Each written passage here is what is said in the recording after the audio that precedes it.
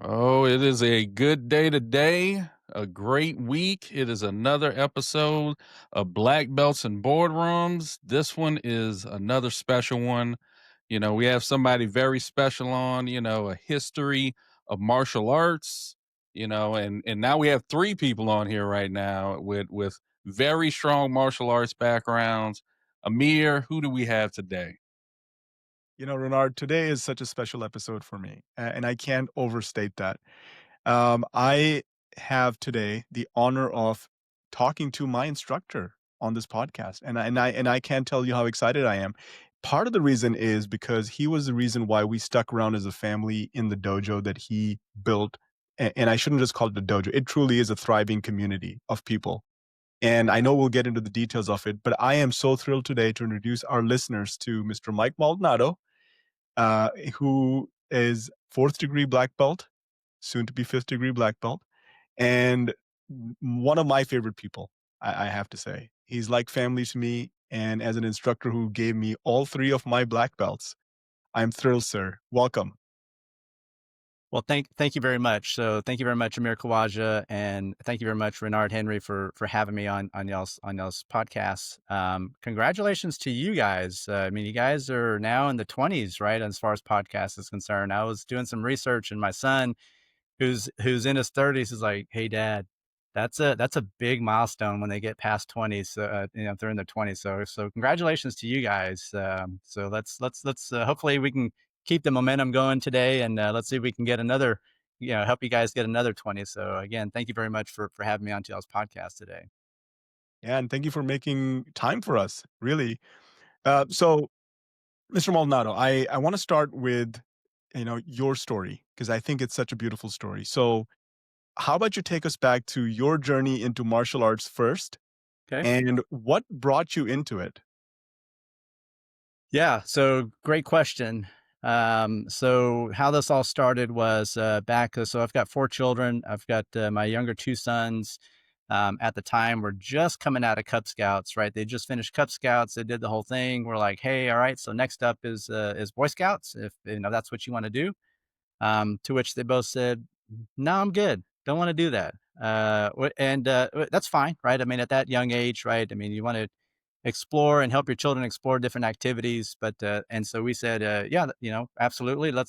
We need to do something. It's okay if you don't want to do Cub Scouts, I mean, Boy Scouts, but you got to do something, right? So let's figure something out. So, so funny story. So we were, my wife and I, she's like, hey, let's just go get some ice cream. Let's see, let's just have just kind of have a good weekend with our kids. So we went and got some ice cream at this one plaza where my instructor at the time was just starting off and just finishing out the building phase of her school, right? Table outside. So imagine, right? Tables outside. She's got paper. She's got information to get all the information, credit card, all the stuff. And so my wife is like, martial arts, perfect. This would be great for the kids, right? And I'm a practical pig kind of guy. So I'm gonna look around and see what's going on first. I'm gonna analyze everything 50 different ways before I do something. And I'm like, I'm looking into the glass because we're outside, and all I see are like metal aluminum studs, and I'm like, okay, this lady's asking for my credit card information. And all I see is an empty box here. But my wife, strong woman, beautiful woman. She's the one who keeps the family together, kind of keeps everything moving forward. So at the end of the day, she's like, "Hey, we're doing this, and you're just going to make it happen." To which I just said, "Yes, ma'am. Let's go with it." Fast forward, right? The kids are taking martial arts. I was actually for the first 6 to 8 months just kind of sitting on the sidelines, right? uh, and finally my instructor, she came up to me and she said, hey, let's do this. Let's get you on the floor. You've seen it for the last 6 months. You know most of the moves. Why don't you just let's try it. And like, I don't know, just really busy with the scheduling at work at the time. I was working another job, right? So okay, persistent as she was, another 2 months later, she comes back and she's like, well, what about now? How about now? How's your schedule look now? I'm like, yeah, I just bought the kids a whole bunch of safety gear, right? There's, three of them, right? Safety gear, uniforms, the whole thing. You tapped me out. I can't even afford a uniform. So she runs back, gets the uniform, hands it to me, and goes, okay, now what about now? I'm like, all right, this lady's not going to give up. So, took my first class. Literally after the first 45 minutes, I ran out the door because it was about to be ugly. All right, I'll own it. At the time, I'm about 5'8", and at the time I was pushing 245, so on the heavier side of things, right? Now I'm down to 180, so a lot of that I'm going to say is due to martial arts and just staying active. Um, anyway, so we're doing martial arts. My kids, I had 3 boys, were doing martial arts. My wife actually said she's the one who started it and said, "Hey, I'm going to do this with them. So come on, let's go." So it was my 3 boys, my wife, and myself. We went through the whole martial arts journey, got up through first degree black belt, and along the way, right. So there's some incredible experiences. I'm going to say for me, the my most favorite belt that I've earned is not any of my black belts. It's actually, to me, it's the orange belt. It's the first belt that we earned as a family, and it's one that it just, you have all the feelings and the emotions and all the experiences. And so as we continue to progress as a family, right? I mean, we started having laughs and stories, and it was something that, as a core unit, as our family, right, is something that we could share together, right? And we can have laughs about it together. And so to me, that was a kind of really the origin, the defining moment where I said, "Hey, how can I create this feeling and for others, right? So that other families, might even if it's 10% of this feeling, right? So that others can have something similar like that." So so that's how the whole thing started, right? And we ended up purchasing a school. One of the masters was kind of towards the end of his tenure. He was looking for his exit strategy, so my instructor connected us together. We had some conversations, and then back in that was 2014, so late 2014, we ended up purchasing the school, and then 2015 we opened up as there's a sign back behind. So originally as Round Rock Martial Arts, is who we bought it from, and then we flipped it over to Maldonado Martial Arts. So it was really in and around the family environment and the family experience is something that we wanted to give back to the community and find a way to kind of help everybody. It was really that energy that you brought to the dojo, Mr. Maldonado, that really brought me and my family into the dojo. So, fun fact for the listeners, all of my family's at least a first degree black belt. My wife, my They two are. kids, and we all trained because of that community environment in the Maldonado ATA organization. But I wanna tap into that a little bit more because I think that's an important skill that children need to learn, and I think teens also benefit a great deal. Would you share with us what is the philosophy behind your school, and what are some of the important values that you want to make sure that the students of your school leave with? Because obviously, not all of them, high school, middle school, eventually they have other things that compete with that priority. But I know there's a core set of values there. Would you talk to us a little bit about that? Yeah, absolutely. So there's the 3 core values that we've got that we push, and that really that we've built our business around it are family, strength, and perseverance in that order. And I say that because back when we started our business, right, the one thing that I continued to preach and to kind of from a vision, kind of cast a vision to all the employees was, let's treat everyone like family. Let's treat everyone like it's your uncle that's coming in the door. It's like your aunt that's coming in the door, grandma's, grandpa's, right? And the money will come. The money will come. Let's don't put the money first, right? Let's put people first. And so that was really the core, the core vision of what we were trying to do, right? We truly wanted to treat everyone like it was they were a family member. And I'll give you a couple of examples, or I'll give you one example. Through the years, right? I mean, the economy's kind of gone up and down and people have been in and out of jobs, right? So we've had some of our students that at the time had been training with us for 6 months to a year. Mom and dad said, "Hey, we just can't keep doing this. We just got some bad news, and we're just gonna have to tap out for a little bit." So to which we said, "Hey, hold on a second, time out.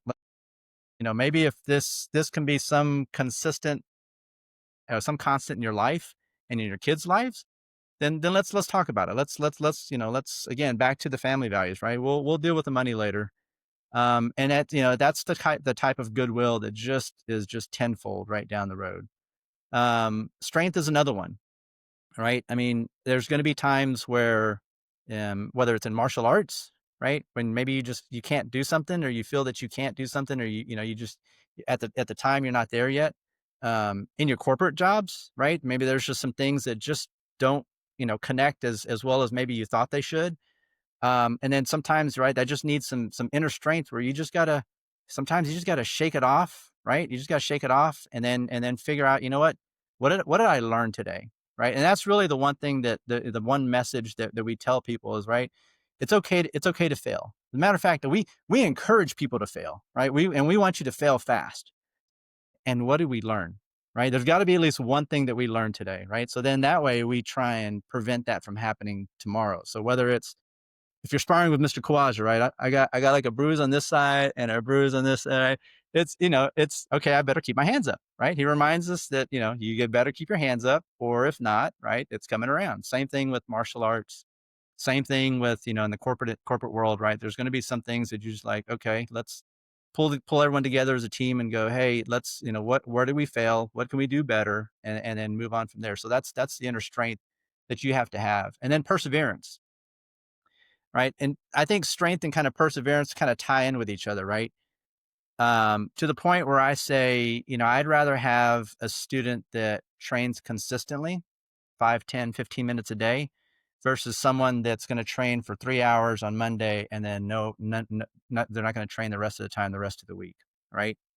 And not necessarily, and in addition to that, let's not just play the finite game, right, of trying to achieve something over the next 3 months. Let's our goal, our objective is to see, how can we help them play the infinite game, right? Whatever that game might be for them, right? So that's where the perseverance comes, right? Whether it's something that they're trying, internal, that they're trying to figure out, right? So how do we, again, figure out our challenges, go past our challenges, not just today, but then into tomorrow. So, so that's those are the three things that we push for our schools. And I'm going to say, Mr. Khawaja, now that I know you, and now that I've known you over the years, you're one of the hardest critics. I still to this day have no clue how what we did to pick your school, because I've seen you select your criteria for cars and everything else. And it's like amazing how you have like spreadsheets everywhere. So I got to imagine there was a spreadsheet somewhere like, okay, here's what all the other dojos had, and here's what he had, pluses and minuses, right? But super, super glad that you ended up joining Team Maldonado. So so I can answer that question very easily, Mr. Maldonado. And by the way, I'm so glad you think I have spreadsheets. Or whatever it is these days. Yeah, no, I would go mad if I had to look at spreadsheets and look at numbers to compare things. I mean, that's for an accountant to do, but I'll use spreadsheet, but not to the extent you're describing. But I think this is one of the important things that I've learned from you, the community you've built, as well as just martial arts in general. When we get down to it, we are talking about physical violence at some level, right? But we're controlling it in the dojo. But with that comes a certain kind of persona. If I'm learning martial arts for the sake of doing harm, yeah, plenty of students out there would love to be in that kind of environment, the ones whose mindset is geared towards it.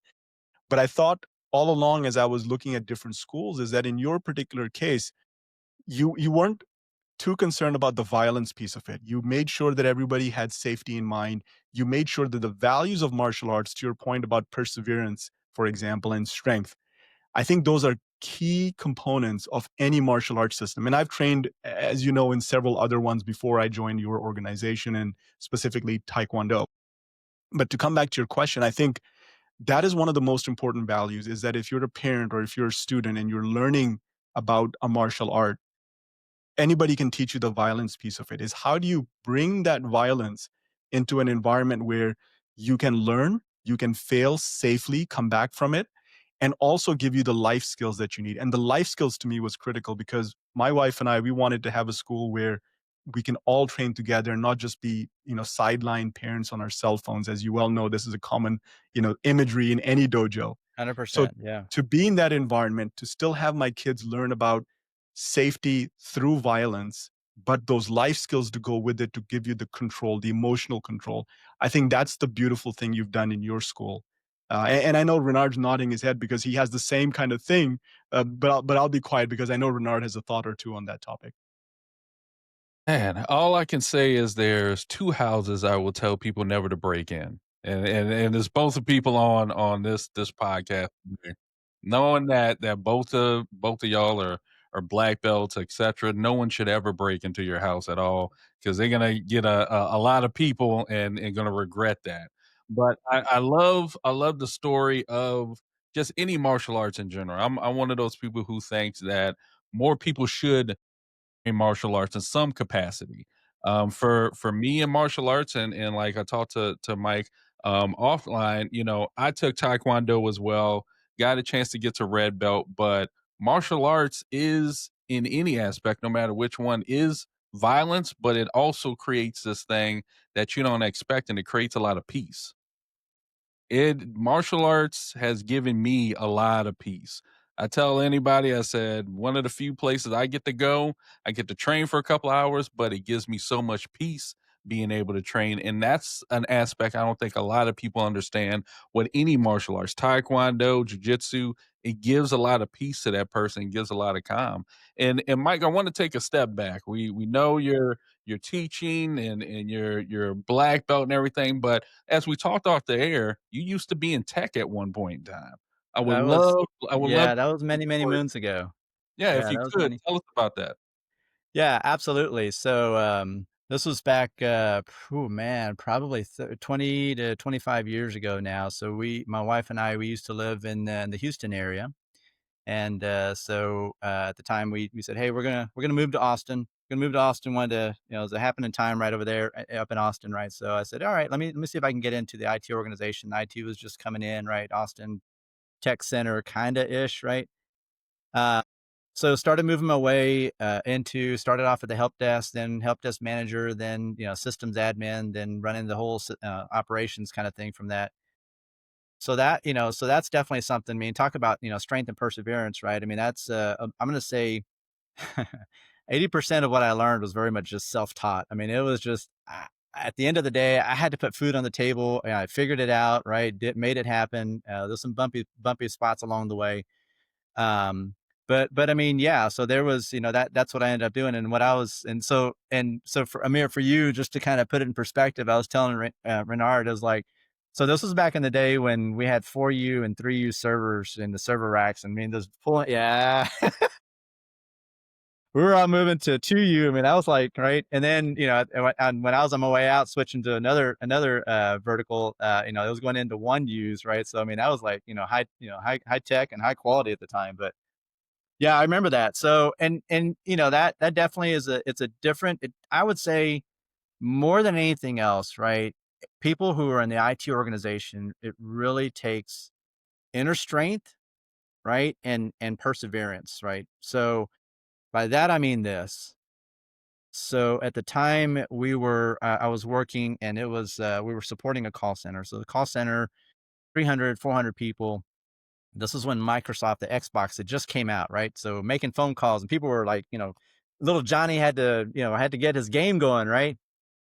System went down for about 4 or 5 hours. And it's one of those, it was a very, so the general manager of the operations, he calls me in and some other folks, very much a one-sided conversation. And I think anyone who's been in the IT organization has been on the receiving end of those one-sided conversations, right? I mean, just all you can say is, yes, sir, understand. Yes, sir, I'm working on it, right?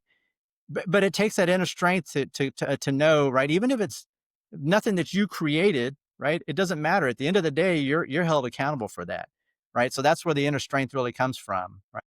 And then, perseverance is, just continuing to push through, all the new technology that's coming through, and all the new whiz bang that's coming through, that, at the time, it's, a lot of the C-level executives are like, hey, we need to try this. I'm like, okay, okay, let me see what I can do. Yes, sir. Let me see what I can do. So yeah, that was a long time ago. And there was a lot of hours we put in, burning a lot of midnight oil. But definitely an experience that I don't regret. I really, really learned a lot from that. And I think it really helped me, later in life, just to kind of create more of the logical minded, right? Just kind of the problem solving, right? So that's a lot. That's where I, really accredit a lot of that too.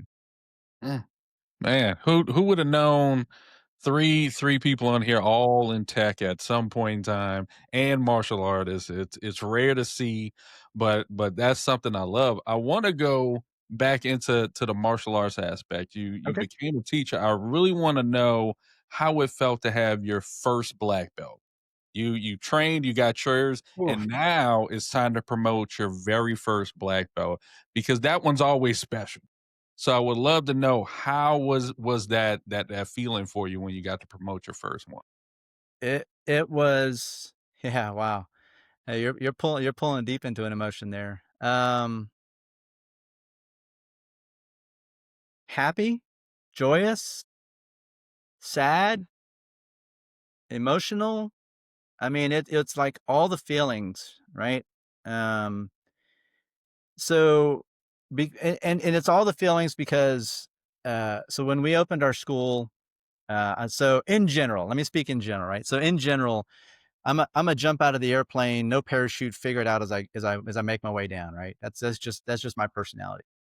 So, same with the schools, did as much research as I thought, should be done.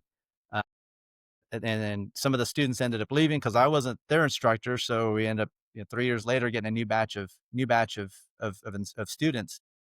So that's why I say, you know, in that one moment, it's like 3 to 4 years flash of history just like went through my mind because it's like, everything that I had to go through, everything that my wife had to go through, my son, Daniel, who's, helping, on the floor at the front desk, all my sons who were helping, Thomas and Zachary, right? And it's just a quick flash of, your life for the last 3 to 4 years. But at the end of the day, I would say it was very, very satisfying, right? In that it was one. So now with one, I can go to two, and with two, we can go to three, right? So it's just getting past that first one. And I think that's with anything, right? Just it was the one once you take that first step, whatever it is, if you're trying to learn something, if you're trying to accomplish something, right? Take that first step. Let's get the first one out of the way, and then we start building from there. Mr. Maldonado, there's a story you tell at every black belt ceremony, and Oh, you know Lord. the story I'm talking about. I don't But there's know a because here's the thing. So my wife tells me, she's like, "Didn't you remember saying that?" I'm like, I don't know that I do. I just in the moment I'm going and I walk off, and she's like, "Okay, that's kind of weird, but all right." So I'm kind of scared, but let's go for it. Let's do this. yeah, so I think you know the story of the soap, right? That's the one that Yes. I'm thinking of. So in that story, I think there's a very deep leadership lesson, and I know you as a leader, both in the ability to build community as well as lead an organization. And for those who don't know, martial arts schools and teachers, they need to get paid too. So you got to be able to have those business acumen. So it's not just the martial skills; it's also the business acumen. But the reason why I come back to that story is because it's very deep and it resonated with me a lot when I first received my first black belt, and you told that story at that time. So if you can, share that story, but also share with us what does it mean for you as a leader that that story represents, and how does it shape you if it does in any way? Yeah, absolutely. Um, so Renard, so this is through so ATA is the American Taekwondo Association. I guess I probably should have started with that. It's been around for 52, 53 years now. It's been around for a while, right? And then Eternal Grand Master. So here's kind of the story, right? So I'll just jump into it. So Eternal Grand Master came from Korea to the States, and then I'll ask him, "Hey, so do y'all know where the first ATA school was set up?" And just to get the crowd involved, right? So it was actually in Nebraska at the time, right? And at the time, his instructor gave him a bar of soap and a candle, right? So Eternal Grand Master looks at his bar of soap and candles like, okay, no explanation, no explanation. So time goes by, right?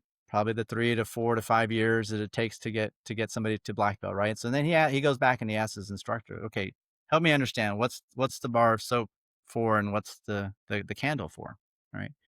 So the bar of soap is symbolic of cleansing your mind, right? Cleansing your thoughts, so that you can open yourself up to new ideas, right? And so really, so to me, right, it's a philosophy that I try and embrace. I mean, I think we're all human, right? So I try and embrace because, right, I call it like the white belt attitude, right? The white belt mentality, right? So really, in everything that we're doing, it reminds us that we need to approach something as if we're a white belt. Ask questions, ask more questions, right? Don't go in, try not to go into it thinking that you know everything, right? Because there's always going to be somebody who, when you have an interaction with them, right? Even if it's one idea, you're like, that's actually a pretty cool idea. You know what? I'm gonna steal that if you don't mind, and I'm gonna figure out how to incorporate that into what I'm doing. Even though you guys are on the product side of things, I'm gonna incorporate that into martial arts because that's really pretty cool, right? So it's just a reminder just to cleanse yourself, just to kind of remove all doubt, remove all preconceived notions, just remove everything, and then just go into it with an open mind, so that way you can it kind of escalates your learning path a little bit better. So the candle is now representative, right, of the instructor, right? So as the candle burns, it then begins to shine the light and show the path for others that are coming behind the instructor, right? But as the candle burns, right, it also sacrifices himself or herself so that others can begin to learn and can begin to start shining the path for others around them. So that's kind of that's what we tell, and that's the story that we tell our black belts, and we really try and resonate that and get them to resonate with that, because again, as a black belt, now it's our responsibility to start helping the color belts. It's our responsibility to start helping the junior black belts, right? There's no, and every school is different, and good on them for however they structure their school.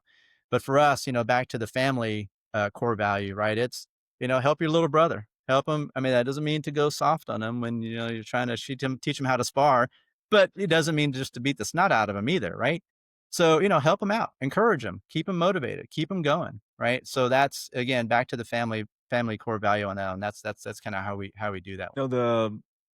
The interesting part for me there is that this is of all the martial arts I've studied, it's the same theme over and over again. You have to be able to help other people. The safest place to be is with a black belt. Um, you as a black belt are only beginning your journey, but guess what? There's all these other people, so make sure you pay it forward. And those are the kinds of lessons that I think as martial artists we carry with us day in and day out.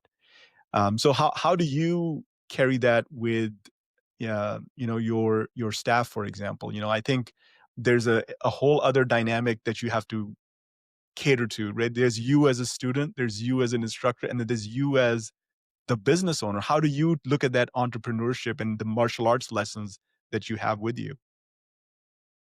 Whew. Um, so I think it goes back to allowing people to have a safe space to fail. The same way that your instructor allows you to have a safe space to fail and to learn, right? To learn from our mistakes. I mean, we don't learn on day one how to do, a reverse side kick. We think we do in our heads, right? But when we look at it, it's like, ooh, that ain't looking pretty good. But and so that's one thing that we really, at our school, right? We really give our employees the space to make some decisions, to learn, where can we allow some things to happen? Where can we, where shouldn't we next time, maybe not do that kind of a decision next time, right? And really what I tell all of my employees, I say, hey, look, it's okay to make a mistake. I'm going to do one every day. I probably made 3 on the way up here, right? And I said, if it's a mistake that costs less than what you make in your paycheck, let's just chalk it up to a learning experience, right? If it's something that costs more than your paycheck, let's chalk it up to a learning experience. Let's have a talk and let's figure out how to get past it, right? but that's really the, again, back to, martial arts is, that's when I feel like I've learned the best and the most is when I'm allowed to try new things. Um, Going into a sparring match, right? Going into a sparring match in the train on the training floor is different than a sparring match in a tournament, right? Tournament, you got to be on your A game. You got to know what your strategy is. You got to know, what's working well that day for you, what's not working well for that day for you. You got to know your opponents, right? You got to know what their go-tos are, right? And in the training floor, right, it could be, hey, you know what, today I saw this, I heard this, I'm feeling this. Let me see how this works. And then, ooh, it's kind of ugly. And then, all right, well, let me try it again, right? And then, there you are in, version 99, like, hey, it actually worked, kind of. Well, let me try it again, right? Where I, tie that back into the employees and tie that back to the staff, right? I mean, I want them to have that flexibility and that freedom to almost be like mini entrepreneurs of their area. So for the instructors, right, that they're responsible as long as they kind of keep it between the white lines, if you will, I'm good with that. As long as and again, as long as we're focusing on family and strength and perseverance and really truly treating each customer as their family first, I'm good. I'm good. So very fortunate. I'm very fortunate to have some folks. You were one of them, right? You were one of them. Those our instructor for a while, and a lot of our students loved taking your class. And I got to admit, I was a little nervous because you're like super analytical, so I wasn't really sure how you were going to go on that one. But man, the students loved you, and to the fact we're like, hey. When is Mr. Khawaja teaching this next class? Teaching classes? Like, oh, he's right here and here. Like, got it. I'm gonna take that class. Like, perfect. So Thank you for that. So even speaking about Amir, now I have to hear some stories about Amir and his family just coming in. Who was Amir when he first came into the dojo until you saw him now he's a third degree? Who was that person when he initially came in with his family? asking a lot of questions. Always asking a lot of questions, right? Always on the analytical side of things. So he's one that would always want to see how are the dots connecting with each other, right? I mean, you're telling me to do a knife hand strike. That's okay, but where am I gonna use that? When am I gonna use that? Right?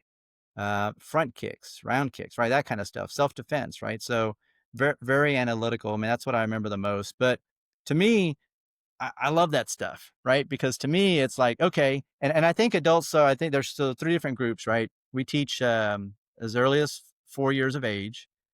And all the instructors start off with that. So all the instructors start off with the 4, 5, 6, and 7s. And there's a reason for that.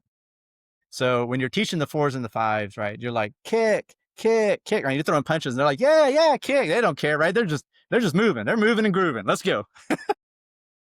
All right, juniors, they start kind of like asking some questions, right? Teen adults, well, you got to get past the cool factor. Like everything's too cool for them to do it. But when you get to the adults, before they even step on that floor, and I'm one of them, before they even step on the floor, right? They want to analyze it 50 different ways and understand what they're about to do, how they're about to do it. So, yeah, he was very analytical, asking me, a lot of questions before the class and a lot more questions after the class, but very respectful, very respectful. And I mean, you could tell that to him, family was his first thought and his last thoughts. Yeah, that was, from us, is one thing that you could really tell with Amir. Man, that's pretty good. And now, Amir, I was going to ask you a question, especially since we have your instructor on. as Here as, we go. as Do we it, know, Ronaldo. I'll give you the $20. Go for it. and as we know, Amir, you and your family all are black belts. I wanna understand from you, Amir, that experience of everyone in your family getting promoted to black belt by Mike. What was that experience like for you? Indescribable. Indescribable, Renard. And it's one thing to just be part of a sport, but it's another thing to be part of a program that actually not only teaches you life skills, but actually teaches you goals. So for me, for my kids, for example, I have to break it down into two different ways, right? There's my wife and why I was excited about her being a black belt. And I know Mr. Maldonado will resonate with this story more. And then there's my kids, right? So for the kids, it's obviously parental. I want to make sure my kids get the life skills. And it was very important for me, not just the physical aspect, being comfortable in a situation where you have to defend yourself. I think it's one thing to say, yeah, there's adrenaline and you fight or flight and blah blah blah. Yeah, if you've never thrown a punch before or a kick and you don't know what it feels like when your knuckle or your leg or your foot touches an Yeah. object, it shakes you. Like people don't realize there's a way to close your fist so that you don't break your wrist when you punch. Like that is a real thing. You can really easily break your wrist. So for my kids, it's simply this. I wanted them to have the life skills and the foundation to say, here's how you deal with people. Here's how you deal with yourself, more importantly, because the emotional aspect can really tear a teenager apart or, even a young person in general. How do you just maintain that balance? For my wife, she did it because I just asked her. And she did it because, we had agreed that as parents, we wanted to be there with the kids and not just be observers of what the kids are doing. And, it just so happens that there was an environment that Mr. Maldonado built where it allowed us as a family to not only learn about how to protect ourselves, but also learn about how to safely do it. And to me, when that black belt moment came for each and every one of them, I was just absolutely floored because we made a goal as a family and each and every one of my family members held up their part of that, their end of that goal. And just like any team, a family is also, you can think of a family as a team. You have goals as a team. You want to march towards those goals. You work through all the problems that come in between. But once you reach that goal, you want to celebrate. And that celebration in the case of family is indescribable to me. And that I think is one of the big leadership lessons that I carry with me every day. The messy middle, you're going to have it. That's okay. You just have to be comfortable in persevering through that messy middle. You might think of rosy pictures in the beginning. That's wonderful. But just understand celebration will come at the end of it. And then you start the journey over again, right? So, similar themes to what you and I talk about, Renard. I know your journey into martial arts was not without some fraught and some challenges yourself, with physical injuries, etc. Yeah, very true. Mike, you don't know the story, but and I've told it to Amir. My journey, especially in jujitsu, I trained 13 out of 14 years now with a bad hip. I trained most of my jujitsu training was with a bad hip. Most of my teammates didn't know. I basically covered it up very well. So it was an old football injury and just got worse over time. Right. So I got to brown belt. I was in excruciating pain. I didn't think I was gonna make it to black belt. I was like, I don't think I can do it. My coach winds up telling me, he says, "Hey, I got something to tell you." I was like, "What?" He's like, "Man, I'm promoting you to black belt." And of course, I said, "Holy," Congratulations. like, Yeah, that's a "Oh big man." moment. So I went up there limping and all, got my black belt, one of the best days of my life, and then a month later, I went straight into hip surgery right after that. And I will say I'm so glad I got hip surgery because now I still get to train. I'm in better shape than I was even when I was training with a bad hip, and now I can do more because of a new hip. So jujitsu gauge showed me how, in general, just for perseverance, the pain. I probably was a 12 most of the time training. I probably was in pain at a level 12, but it was something I loved so much I did not want to stop doing it. Yeah. That's what martial arts I feel brings to people. It becomes this thing in your life that you can't get rid of. In a good way. In a good way. You just can't get rid of it. It's like you might skip a day, you'd be like, "Man, I wish I hadn't skipped that day." All of a sudden a week passes, feels like 2 months, and you'd be like, "When am I getting back to training?" It may be 2 different martial arts, but it's the same feeling that you get when you train. And Mike, I wanna go into legacy. You're gonna be teaching anymore, you're gonna see more black belts, you're gonna be promoting more black belts. Eventually, those black belts may have a school, etcetera. What is the legacy you wanna leave far as an instructor as a black belt in Taekwondo? So I on an annual basis, I ask myself this, and and just to recheck kind of where I'm at, right?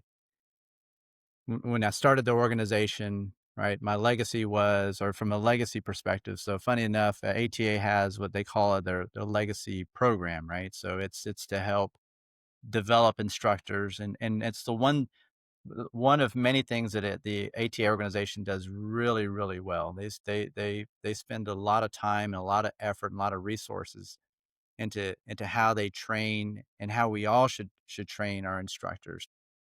At one time, it was how do I how do I keep the school going? My legacy is now how do I keep the school going? So then that's that, and how do I get other instructors to start teaching so they can have the same joy that I've got?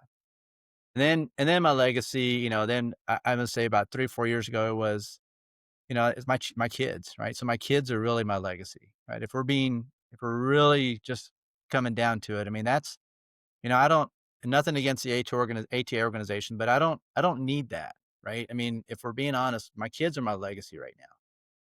And that's kind of where I'm at right now. So I'm at the point where, what can I do to continue to create a family environment, continue to create jobs for the community, right? Can you continue to create opportunities for other individuals that maybe this is their profession that they want to go down, right? And if I'm doing that, then I to some extent have created a little bit of a legacy in who I am and really my vision and what I'm trying to do as far as giving back to the community.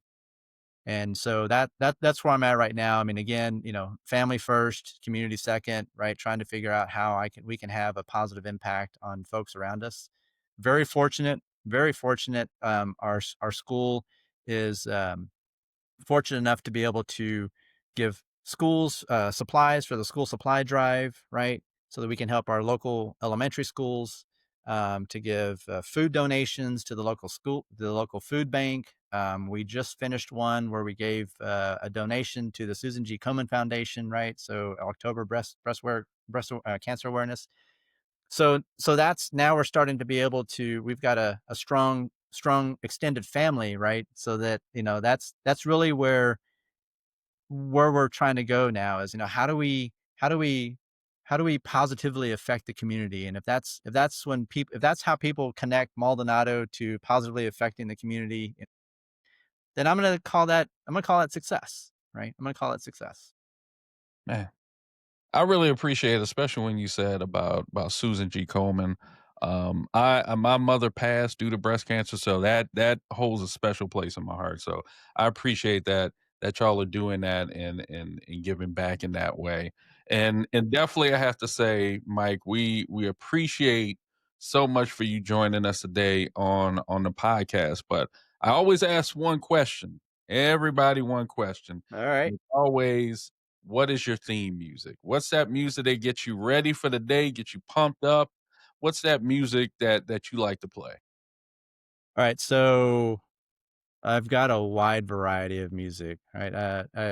In high school, musician, I actually wanted to be a band director. Imagine that back in the day, right? So band director. So I was playing clarinet. My band director, he's like, "Hey, if you're gonna want to be a music person, right, and a band director, you got to know like all the instruments." So all right, picked up the saxophone, taught myself that, flute, taught myself that, piano, guitar, right, just all the things. So I've always and music, all genres love it. But I'll say, there's four and to me, right, music speaks to the soul, right? And I think it motivates you, gets you going. And we were sharing a funny story. So Amir, I was telling Renard that when I had a team of folks on the IT organization, this was actually one of the questions that I asked the folks, the candidates who were applying for a job, right? I would ask them, say, "Hey, so what's your theme music?" Right? So that was one, right? And to me, it was I just wanted to understand, where they're coming from, who they are. So I'm going to break it up into a couple different, and then I'll follow up with, at the end of the day, here's what I end up with, right? If I'm trying to figure out, again, back to the legacy question, right? If I'm trying to do some deep thought, if I'm trying to figure out, hey, where do we need to take the school in the future? What's the vision that I need to start creating or modifying so that I can start casting that? And to me, I'm a Claire de Lune fan. Love that. To me, that's one of the most perfect songs, I think, from Debussy or Debussy. I think that's just an amazing song. It has sadness, it has happiness, it has, tempo, slowness, right? All the things. If I'm like just knee deep in, admin work, to me, it's Mr. Blue Sky by Electric Light Orchestra. That was one that my sister turned me on to, my sister Michelle. Yeah. So that's one. If it's just got an upbeat, right? If I'm about to step in the ring with Amir Khawaja, this is one that my brother, he turned me onto this one. It's Limp Bizkit's My Generation. You got to find a way to get that. You got to get that adrenaline up and fast if you're about to step into that ring, right? Uh, that's me, right? You got to find a way just to like jazz it up. But for me, if I'm like about to teach a class of 40 black belts, or if I'm about to do, a presentation in front of somebody, right? I always tell myself, and Amir probably may have seen this once or twice, right? I always tell myself it's showtime, right? And I'll put the headphones in and I'll just start blasting. Now, keep in mind, hold on. So I'm a product of the '70s here. Do you guys remember old school reel to reel? Y'all ever done it? Okay, all right. I got an old picture of me and my dad listening to old school reel to reel, and headphones are like this thick, right? So I'm a sing a song by Earth, Wind and Fire, right? So that to me is one that you can't help but just get the adrenaline going. And I think it for many reasons, right? The lyrics, right? Um, when you feel down and out, sing a song, it'll make your day. It's time to shout, right? We're happy, woo! Sing a song, right? Sometimes it's hard to bear. I mean, we've all been through that part where like, man, I don't know how I can do this. And a smile so hard to bear, right? Sometimes that just, what? There's some days it just putting one foot in front of the other is success. So to me, that's one that if I'm about to, get on the floor and I need to like jump my energy up real quick, or I need to a presentation or something, I'm going to listen to that. And that just, that gets me where I need to be. So that's me. Sing a song by Earth, Wind and Fire. Man, now that's a special one right there. You know, Earth, Wind and Fire in general, classic. There's so many great songs, especially from them. So you Yeah. definitely Yeah. picked a classic group far Yep. What as about your you guys? oh man, he's gonna I'm gonna let Amir go first. I'm gonna let All Amir right. All right. Amir, what So you got? okay, so I'm not an audiophile, Mr. Maldonado, and Renard knows this really well. So when he asked me this question, I went with the Rocky theme because I couldn't think of anything else, and that was the Okay. music in my head. Okay. Okay. But for me, it's always been classical music, specifically from the Baroque era. So pick anything from the Baroque era, and that's usually my jam. Okay. Okay, Nice. okay. I would say for me it does change every day. It's never the same, but I grew up in the 90s for the most part. So I would say one of the songs I still play to this day that gets me even ready just to go in the office is LL Cool J, I'm Bad.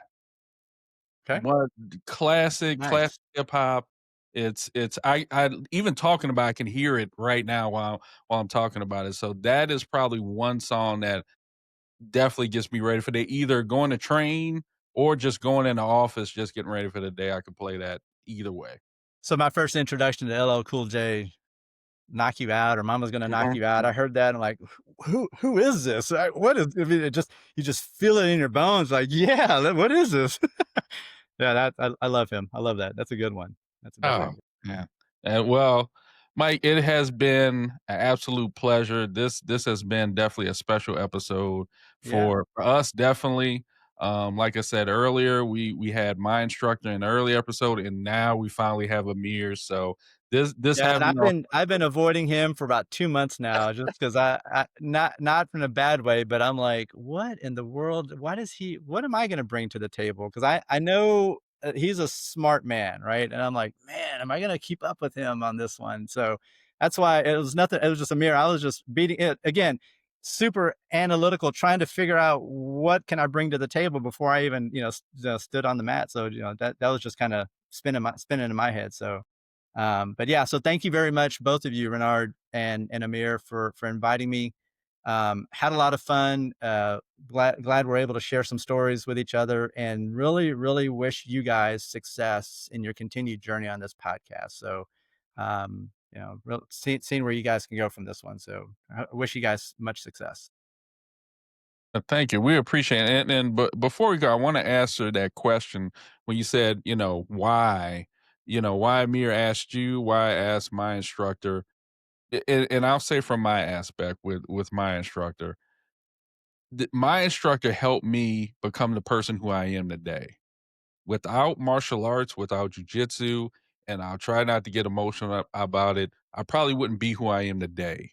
So having our instructors on our podcast for people to actually hear your story, my instructor story, but also understand who we are and why these people are so special to us. So I would say that from my aspect, and we'll try not to get emotional about it.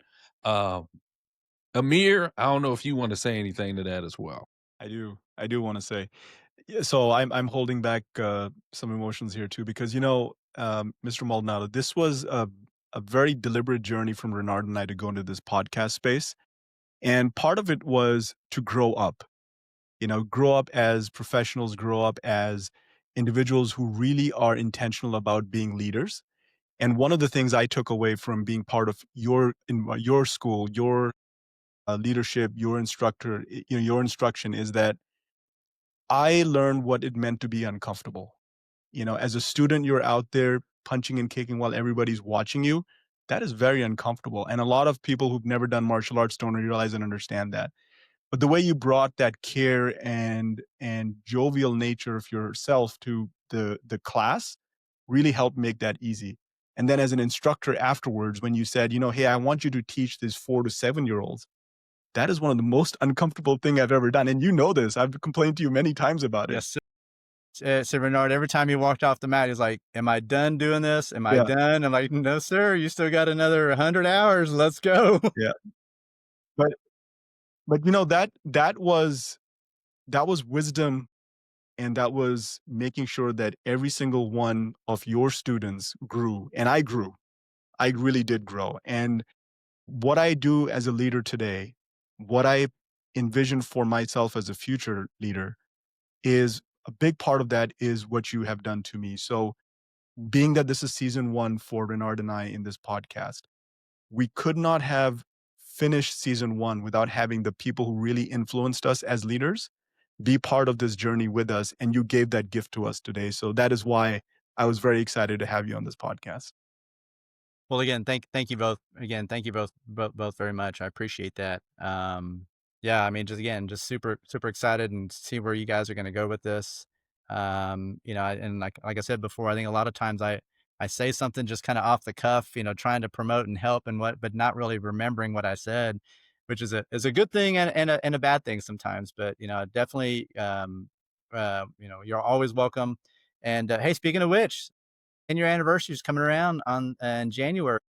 Yeah, hey Renard, if you're in the Round Rock area, any friend of Amir's is a friend of mine, so come on in. Love to say hi. Mr. Khawaja, at some point, come. We're gonna coordinate this, but we're gonna get all the OG instructors back and for a family photo, and so that way we can do that because I mean I I I couldn't be where I'm at without you. You guys and your family and your instructor, you guys helped to carry the 200-pound load up the hill. So, you guys helped out. So I just casted the vision. I just casted the vision, listened to you guys and tried to help where I could, remove the roadblocks along the way. So, where we are today is definitely because of what you did and your family helping us out and all the other instructors and you motivating the other instructors. So thank you very much for that. But yeah, I come on to Round Rock. Renard has done this to me multiple times this episode, so I'm going to return the favor, Renard. So, Mr. Maldonado, there's something Renard says a lot whenever I talk to him, which is we're always being watched and we're always being interviewed.